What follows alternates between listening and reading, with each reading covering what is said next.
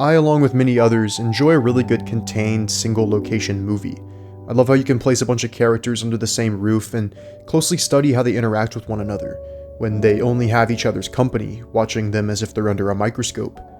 Of course, most of the great films of this type occupy the mystery, horror, and thriller genres, but Canadian filmmaker Philippe Lesage's film, Who by Fire, is instead a very calculated ensemble melodrama. The film takes place out in the Canadian wilderness, with the narrative and character dynamics slowly unfurling inside of and on the outskirts of a remote lakeside cabin. Set over the course of a handful of days, we see the convergence of old friends and acquaintances, a collection of drunken dinner chats and conflicts, scenes of reading, dancing, and exploring nature. The film centers around a pair of artists who at one time had a strong professional relationship, but that has steadily dissolved over the years. Lesage carefully establishes a sense of levity and tranquility in the opening hour or so of the film. But as all great movies set in close quarters, the rug is quickly pulled out from under us to unveil a film about toxic masculinity and the inevitable friction that ensues when strong male personalities collide. In the opening moments of the film, we are greeted with an image of three teenagers in the backseat of a car, soundtracked by an ambient hum. The young girl, Alyosha, is sandwiched in between two boys, her brother Max and his best friend Jeff, with the latter attempting to get his hand as close to hers as he can get without touching her. They are all on their way to a log cabin owned by a celebrated filmmaker named Blake, whom Alyosha and Max's father, Albert, collaborated with years prior, until they parted ways due to an unnamed rift, only crossing paths again now.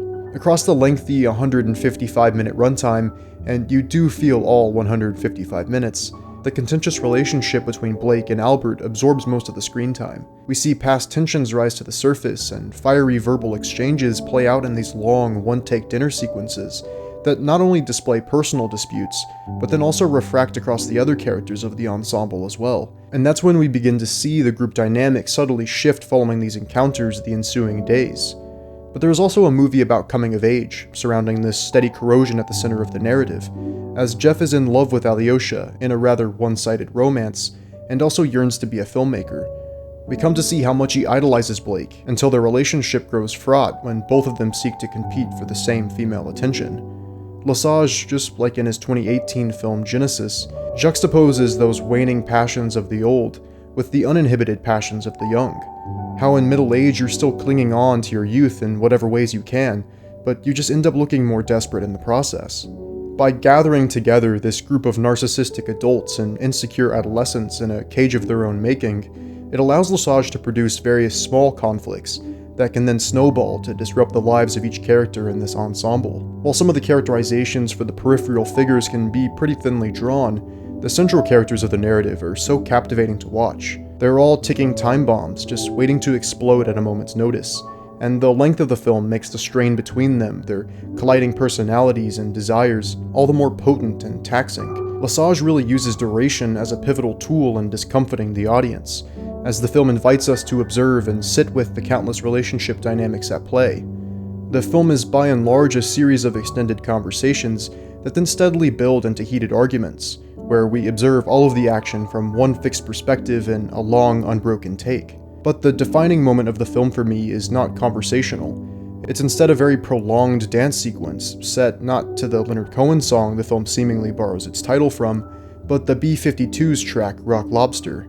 It's an infectious needle drop that captures the chaos of the moment so well, and hits right at the middle point of the film, when things are really about to start ramping up. Lesage, across his career with both his films Genesis and The Demons, has shown an ability to get incredible performances out of young actors, and it's no different with Who by Fire. Noah Parker, who plays Jeff, is a real revelation in his first leading role, bringing a vulnerability and fiery spark to a character that could have very easily read as your typical angsty young toxic male. But the range he exhibits here is really impressive, and I'm excited to see where his career goes from here. Likewise, the actress who plays Alyosha is great in what appears to be her first film performance, grounding the film with a real sense of humanity amidst a suffocating atmosphere bursting with toxic masculine woes. But it's also cool to see someone like Irene Jacob in this film, even if her part basically boils down to her playing a version of herself as this esteemed icon from the 90s. Because of how many characters there are in this ensemble, some can get pushed to the wayside, namely Max, but they all still serve as these effective dramatic engines that push the film to where it needs to go, even though it can be frustrating when this so-called ensemble piece favors some characters more than others.